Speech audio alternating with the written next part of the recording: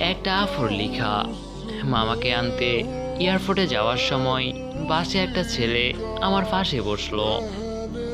খেয়াল করে দেখলাম ছেলেটা বাইরের দিকে তাকিয়েছিল সারাক্ষণ।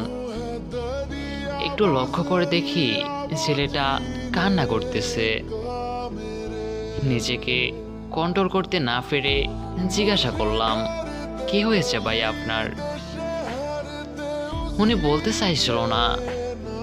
অনেক জোর করলাম। উনি বলল, আজকে আমি বিদেশে চলে যাচ্ছি, একটু পর আমার ফ্লাইট।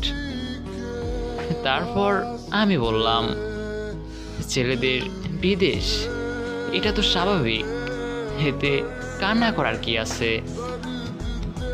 তারপর ছেলেটা বলল, আমি আমার মরা মাকে বাড়িতে রেখে এসেছি।